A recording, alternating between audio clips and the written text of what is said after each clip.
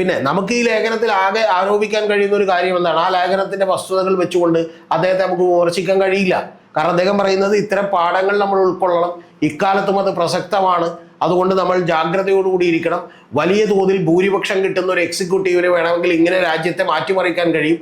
അപ്പൊ ജനാധിപത്യം എത്രത്തോളം അനിവാര്യമായിരുന്നു എന്ന് നമ്മൾ തിരിച്ചറിയണമെന്നാണ്. അതിലെല്ലാം കൊണ്ട് വേണമെങ്കിൽ BJP-ക്കെതിരെയുള്ള വിമർശനമായിട്ടുമൊക്കെ അതിനെ നമുക്ക് നോക്കിക്കാണാവുന്നതാണ്. അപ്പൊ അത്തരം കാര്യങ്ങളൊക്കെ തന്നെ വളരെ കൃത്യമായി പറഞ്ഞിട്ടുള്ള ബുദ്ധിമാനായിട്ടുള്ള ശശി തരൂരിനെ എതിർക്കാൻ അത്ര പ്രായോഗികമല്ല. അപ്പൊ യഥാർത്ഥത്തിൽ കൃത്യമായി ഇത് കോൺഗ്രസ് കൂടി ഇതിനെ തള്ളിപ്പറയണം, രാഹുൽ ഗാന്ധി കൂടി ഇതിനെ തള്ളിപ്പറയണമെന്നാണ് ഞാൻ പറയുന്നത്.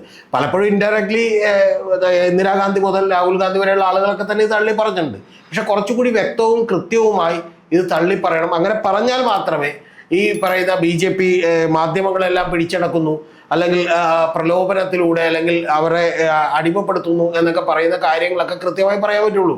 കാരണം എന്താ, ഇത് BJP-ക്കെതിരെ ഉന്നയിക്കുമ്പോൾ BJP ഉടനെ തന്നെ ചോദിക്കുന്നത്, നിങ്ങൾ അടിയന്തരാവസ്ഥ പ്രഖ്യാപിച്ചതിൻ്റെ അന്ന് രാത്രി തന്നെ മാധ്യമങ്ങളിലേക്കുള്ള ഇലക്ട്രിസിറ്റി കട്ട് ചെയ്തവരല്ലേ എന്നാണ് ചോദിക്കാൻ പോകുന്നത്.